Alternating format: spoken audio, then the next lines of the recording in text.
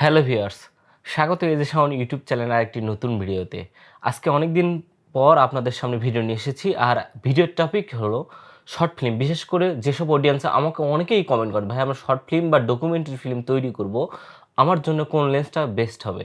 তো আজকের ভিডিওতে মূলত আপনাদের এই টপিকেই আলোচনা করব, মানে আপনার জন্য কোন লেন্সটা বেস্ট হবে এবং কোন লেন্স কিনলে আপনারা শর্ট ফিল্ম ডকুমেন্টারি টাইপ করতে পারবেন। এটা কিন্তু অনলি শর্ট ফিল্ম ডকুমেন্টারি বা মিউজিক ভিডিও এই টাইপের কন্টেন্ট যারা ক্রিয়েট করেন তারা এই ভিডিওটি দেখতে পারেন। আর যারা ওয়েডিং ফিল্ম আর সব ধরনের ভিডিওগ্রাফি নিয়ে একটা বিস্তারিত A to Z একটা ভিডিও দেওয়া আছে, ডিসক্রিপশনে দেওয়া থাকবে বা আই বাটনে দেওয়া থাকবে, চাইলে আপনারা ভিডিওটি দেখে আসতে পারেন। তো এখানে শর্ট ফিল্ম নিয়ে কথা বলবো। মূলত আমরা শর্ট ফিল্ম করি দুইটা জায়গায়, একটা হচ্ছে আউটডোর, একটা ইনডোর। আপনারা জানেন ইনডোরের জায়গা, বিশেষ করে যারা আমাদের মতো ছোট পরিসরে বা ছোট সেটআপ নিয়ে শর্ট ফিল্ম করতে যান, তার ইনডোরের অবস্থা খুব ছোট হয়। আর ইনডোরের যদি ছোট জায়গায় যদি আপনারা ভিডিওগ্রাফি করেন, আপনারা অবশ্যই জানেন কম লেন্থের বা কম এর লেন্সটা প্রয়োজন হয়, যেমন 24 mm, 14 mm, 16 mm এসব লেন্থের। আর মূলত ফটোগ্রাফি এবং ভিডিওগ্রাফির মধ্যে কিন্তু অনেকটাই পার্থক্য আছে। আমি ভিডিওগ্রাফির একটা কথা বলবো, ভিডিওগ্রাফির লেন্সগুলো হবে কি, আপনার লেন্স কিন্তু দুই ধরনের হয়। একটা একটু ফোকাস পেতে একটু দূরে হয়, মানে দূর একটু সাবজেক্ট থেকে দূরে, ক্যামেরা দূরে নিলে ফোকাসটা করবে। আর কিছু কিছু লেন্স আছে যে খুব ক্লোজ থেকে, মাইক্রো শটের মতো খুব ক্লোজ থেকে ফোকাস করে। মূলত ভিডিওগ্রাফি বা শর্ট ফিল্ম এখানে ক্লোজ থেকে ফোকাস করে এমন লেন্স চয়েস করতে হবে। এবং লেন্স চয়েস করার কিন্তু দুইটা শর্ত আছে শর্ট ফিল্ম করে। এক হচ্ছে লো লাইট পারফরমেন্স, লো অ্যাপাচার। মোট কথা লো লাইটে যেটা পারফরমেন্স ভালো দেবে, লো অ্যাপাচার, এবং ওয়েটটা খুবই কম হবে, কম্প্যাক্ট বডি হবে। মানে লেন্সটা খুব ছোট হইলেও অনেক সময় যে যে কম, মানে একটু ওয়াইড অ্যাঙ্গেল লেন্স হইলেও লেন্সটার ওজন অনেকটা বেশি হয়। আমরা তো মূলত বর্তমান সময় শর্ট ফিল্ম বা ডকুমেন্টারি যে টাইপগুলো ভিডিও হয়, এই টাইপগুলো কিন্তু অবশ্যই আপনারা গিম্বেলে ইউজ করতে হয়। এবং গিম্বেলে কিন্তু হেভি ক্যামেরা তুললে আপনি বেশিক্ষণ ভিডিওগ্রাফি করতে পারবেন না বা ভিডিও করতে পারবেন না। এই জন্য ওয়েটটা যেন কম হয়। এর মধ্যে আমি কথা বলবো লো অ্যাপাচার হওয়ার কারণ আর একটা আছে, সেটা অবশ্যই বেশিরভাগ লোকেই জানে না, তবুও আমি একবার মনে করে দিতে যাচ্ছি। লো অ্যাপাচার হলে হবে কি, অনেক সময় শর্ট ফিল্ম বা ডকুমেন্টারি করতে, লো লাইটে ভিডিও করতে, আপনারা দেখেন না অনেকটা সিনেমায় বা নাটকে অন্ধকারে যে ভিডিওগ্রাফি, অন্ধকারে ভিডিও কালার কিন্তু ঠিকই আছে, কিন্তু যে কোনো গ্রেনি নয়েজ আসে না। এটাতে আইএসওটা কম রেখে, মানে আইএসও কম রেখে লো লাইটে পারফরমেন্স করতে গেলে অবশ্যই এফ পয়েন্ট বা অ্যাপেচার ভ্যালুটা কম থাকতে হবে, F1.2, F1.4, 1.8 এইরকম থাকতে হবে। আর লো লাইটে যদি আপনার F1.2 বা 1.4 বা 1.8 না থাকে, অ্যাপাচার ভ্যালু বেশি থাকে, তখন আপনার আইএসওটা ইনক্রিজ করতে হবে। এটা ভিডিওর মান খারাপ হবে বা কালার গ্রেডিং করলে খুব একটা ভালো দেখাবে না। অনেকে হয়তো বা আপনার ভিডিও করেন, আপনারা কিট লেন্স দিয়ে ভিডিও করেন, আপনারা দেখেন যে নাটকের যে শর্ট ফিল্ম বা নাটকের ডকুমেন্টারি এই টাইপের ভিডিও হয় না। বা আপনারা অনেকেই ভাবেন যে আমার ক্যামেরা ভালো, আমি সনি ক্যামেরা ইউজ করি, ক্যানন ক্যামেরা ইউজ করি, মিররলেস ক্যামেরা ইউজ করি, কিন্তু ভিডিও কোয়ালিটি তেমন হচ্ছে না কেন? এটা তো মূলত আপনারা আইএসও রেঞ্জ বেশি কারণে, অ্যাপাচার ভ্যালু বেশি থাকার কারণে, এই জন্য লো লাইটে পারফরমেন্স বেশি দিয়ে কিনবেন। আমি তিনটা লেন্স এর কথা বলবো, যারা বিশেষ করে শর্ট ফিল্ম করবেন বা শর্ট ফিল্ম টাইপের ভিডিও করবেন, তিনটা লেন্স কথা বলবো। একটা আদর্শ পরিমাপ হচ্ছে 24 mm, মানে 24 mm, মানে একটু ওয়াইড পাবেন। 24 mm 1.8 লেন্স অনেক কয়টা ভেরিয়েন্ট আছে। আপনারা সনি ক্যামেরা বা ক্যানন ক্যামেরা যেটা ইউজ করার কারণে, বিশেষ করে বর্তমান সময়ে কালার গ্রেডিং এবং বিশেষ করে যারা শর্ট ফিল্ম করার জন্য সনি ক্যামেরা ইউজ করেন, তারা অবশ্যই 24 mm কিনতে পারেন। 24 mm কিন্তু আপনারা অনেক কয়টা ভেরিয়েন্টে, মানে অনেক কয়টা কোম্পানি, যেমন ট্যামরন আছে, সিগমা আছে, সনির জি মাস্টার আছে, সনি আছে, জায়েস আছে। এর মধ্যে সবচেয়ে কম দামে কথা বলবো 24 mm। আপনারা 24 mm এর ট্যামরনের 2.8টা কিনতে পারবেন। আপনারা হয়তো অনেকেই বলবেন যে ট্যামরনের 2.8টা কেন? এছাড়া ভিল্টোরেক্সের 1.8 এর দাম কিন্তু কম, মানে 28,000 টাকা। ট্যামরনের 24 mm 2.8 হচ্ছে। যেহেতু ভিল্টোরেক্সের আপনারা 1.8 পাচ্ছি, সেখানে সাউন্ড ভাই কেন ট্যামরনের 2.8 কথা বলতে? এটার অ্যাপাচার ভ্যালু একটু বেশি, কিন্তু লো লাইটে তবুও 2 পয়েন্ট যথেষ্ট একটা আদর্শ অ্যাপাচার ভ্যালু। কিন্তু একটা কথা বলবো, ট্যামরনের যে লেন্সগুলো আছে, আমি লক্ষ্য করে দেখেছি ট্যামরনের লেন্সগুলো খুব ক্লোজলি, মানে এই লেন্সটা যদি ক্যামেরার কোনো সাবজেক্টের কাছে থাকে, খুব ক্লোজ ফোকাস করতে পারে। অন্যদিকে ভিল্টোরেক্সের লেন্স 1.8, মানে অ্যাপাচারের ভ্যালুটা আরও একটু কম হওয়া সত্ত্বেও কিন্তু ক্লোজ ফোকাস করে না।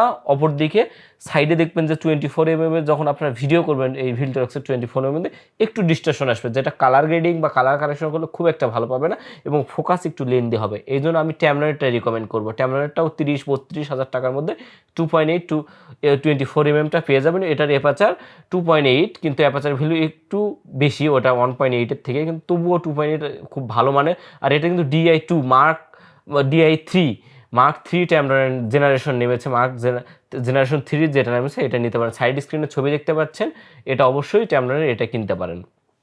এছাড়া আরেকটু কথা বলবো অ্যাডভান্সেস। এবার অনেকে হয়তো বলবে যে ক্যানন ক্যামেরা ইউজ করি, 200D বা কম বাজেটের ক্যামেরা ইউজ করি, তারা কোন লেন্সটাই কিনবো? আমি তাদেরকে বলবো, আমি হয়তো অনেকে আগেই একটা ভিডিও বানিয়েছি যে ইউটিউবেরদের জন্য সবচেয়ে ভালো লেন্স, এটা নিয়ে কথা বলবো। আপনারা যারা Canon user, Canon 80D 200D মানে ক্যাননের ইউজার, কম বাজেটের মধ্যে লেন্স কিনতে চান অ্যাপারচার ভ্যালু, সেটা হচ্ছে অবশ্যই আমি একটা কথা বলবো, একটা ভার্সেটাইল লেন্স। এটা হচ্ছে 1835 একটা লেন্স, সিগমার 8 সিরিজ। আপনি সিগমা কোম্পানির লেন্স কিন্তু অনায়াসে, এটা মেড ইন জাপান একটা কোম্পানি, এবং জাপানের তৈরি লেন্স আপনারা বুঝতে পারছেন মেড ইন জাপান মানে কতটা ভালো কোম্পানি, বিল্ড কোয়ালিটি, মেটাল, মানে সব কিছু, ফোকাস সব কিছু। আর এটা কিন্তু 1835 হলেও 2.8 না, এটা কিন্তু 1835 1.8 8 সিরিজের লেন্স। এটা লো লাইটে পারফরমেন্স ভালো পাচ্ছেন, আপনি 18তে ওয়াইড অ্যাঙ্গেলে ভিডিও করতে পারবেন, 35তে। যারা বিশেষ করে ক্যানন ক্যামেরা ইউজ করেন, গিম্বেলে ইউজ করতে চাচ্ছেন, এই লেন্সটা একটু সামান্য ওজন বেশি, 400 থেকে 550 গ্রাম এর মধ্যে পেয়ে যাবেন হুড লাগাইলে। আর যদি হুড খুলে চালান তাহলে হয়তো 450 গ্রামের মতো হয়ে যাবে।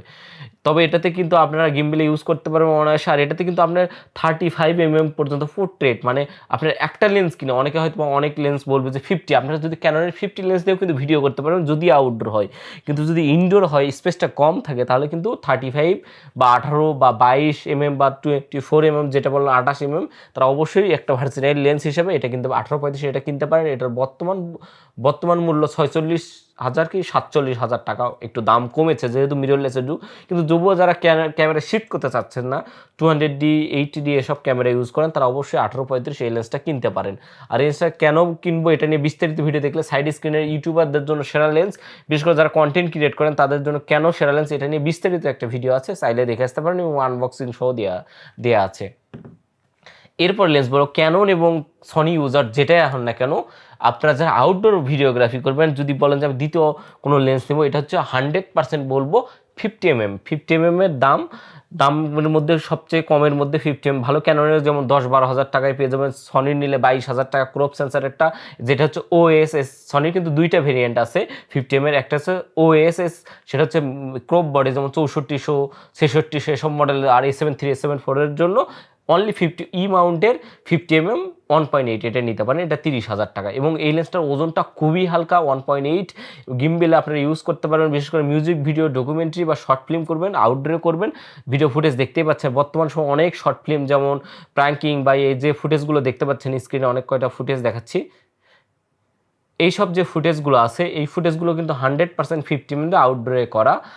হয়তোবা হচ্ছে কালার গ্রেডিং, হয়তোবা আপনাদের প্রথমেই এরকম হবে না, কালার গ্রেডিং শিখতে হবে। কালার গ্রেডিং নিয়ে যদি ভিডিও চান, মানে ভিডিও কালার গ্রেডিং কীভাবে করে, SLG বা সিলগে কীভাবে কালার গ্রেডিং করে, এটা যদি ভিডিও চান অবশ্যই কমেন্ট করে জানাবেন, আমি এটা নিয়ে ভিডিও নিয়ে আসার চেষ্টা করব।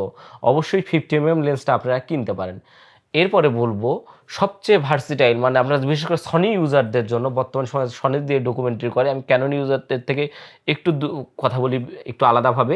সনি ইউজার, যেমন আমি 6400 ইউজ করতেছি, এটাতে আমি যদি কোনো লেন্স ইউজ করি, ইনডোর আউটডোর এমন একটা লেন্স করছি, ইনডোর অ্যান্ড আউটডোর দুইটাই করতে পারবো। একটু বাজেটটা বেশি, বাজেট মোটামুটি 60 থেকে 70,000 টাকার মধ্যে, তাহলে আপনার 35 সিগমার 35 ডিজিডিএন যেটা নতুন নামছে 1.4 এটা নিতে পারেন। আর একটা নামছে 1.2 এটা নিতে পারেন। 1.2টার দাম প্রায় 1 লক্ষ টাকার, এত বেশি বাজেট বলতেছি না, মানে কম বাজেটের মধ্যে ভালো কোয়ালিটি লোনার। যেমন আমার ভিডিওটা যেটা দেখতেছেন, এটা 35 করা 1.4 এর ডিজিডিএন, যেটা সিগমার ডিজিডিএন নতুন নামছে, এই লেন্সটা কিনতে পারেন। এই লেন্সটার ওজন মোটামুটি 450 গ্রাম। গিম্বেলে ইউজ করতে পারবেন, আপনার যে কোনো মানের যে গিম্বেলে ইউজ করেন না কেন, শর্ট ফিল্ম বা ডকুমেন্টারি করার জন্য অবশ্যই ইউজ করতে পারেন।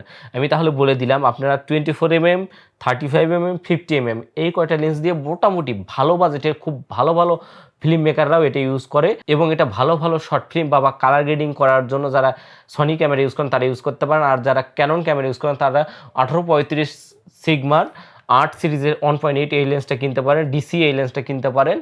তো এই তিনটা লেন্স রিকমেন্ড করবো। অনেকে হয়তো বলবো যে পোর্ট্রেট যখন আমরা ভিডিওগ্রাফি করবো তখন কোন লেন্সটা ইউজ করবো। পোর্ট্রেটের ক্ষেত্রে অনেকে একটু 85 1.8 1.4 এগুলো রিকমেন্ড করতে পারে। আমি বলছি তো বাজেট ফ্রেন্ডলি, যদিও 85 বা এগুলো নিলে বাজেটটা বেশি, যদিও এটার মধ্যে 35টার দাম বেশি, কিন্তু আমি বললাম বাজেট ফ্রেন্ডলি 24mm এটা কিনতে পারেন। এছাড়া আরও কিছু 24mm যেমন জাইসের 24mm আছে, এগুলোর অনেক দাম বেশি। আমি কম বাজেটের মধ্যে বলছি, ট্যামরনের 24mm 2.8 এটা নিতে পারেন। সাথে আপনারা যে কোনো 50mm, ক্যাননের 50mm, মানে যে ক্যামেরা ইউজ করেন না 50mm, এই তিনটা লেন্স দিয়ে আপনারা অবশ্যই ভালো মানের শর্ট ফিল্ম ডকুমেন্টারি করতে পারবেন। আশা করি আজকের ভিডিওটা আপনার ক্লিয়ার হয়েছেন যে শর্ট ফিল্ম করার জন্য কোন লেন্সটা আপনার জন্য বেস্ট হবে, এবং লেন্সটা আমি কিন্তু নিজেও ইউজ করে দেখেছি। এইজন্য আপনাদের কাছে রিকমেন্ড করব আপনারা অবশ্যই আপনারা দোকানে গিয়ে চেক করেও দেখতে পারেন ভিডিও কোয়ালিটি কেমন। তো আজকের ভিডিও এই পর্যন্তই। ভিডিওটি কেমন লাগলো অবশ্যই কমেন্ট করে জানাবেন। হয়তো ভিডিওটি একটু বড় করেছিলেন, তবুও আপনারা যারা শুরু থেকে শেষ পর্যন্ত দেখেছেন তাদেরকে অসংখ্য ধন্যবাদ। ভিডিওটি ভালো লাগলে লাইক, কমেন্ট, শেয়ার করবেন। আর আমার চ্যানেলে নতুন হয়ে থাকলে অবশ্যই চ্যানেলটি সাবস্ক্রাইব করে পাশে থাকা বেল আইকনটি ক্লিক করে নোটিফিকেশন বেলটি অন করে দিবেন, সব নোটিফিকেশন সবার আগে পেয়ে যাওয়ার জন্য ভিডিওর আমার। আর আমি এই চ্যানেলে ফটোগ্রাফি, ভিডিওগ্রাফি 2 ধরনের ভিডিও নিয়ে আসি। আপনারা চাইলে চ্যানেলটি ঘুরে আসতে পারেন। ভালো লাগলে অবশ্যই সাবস্ক্রাইব করবেন। ধন্যবাদ।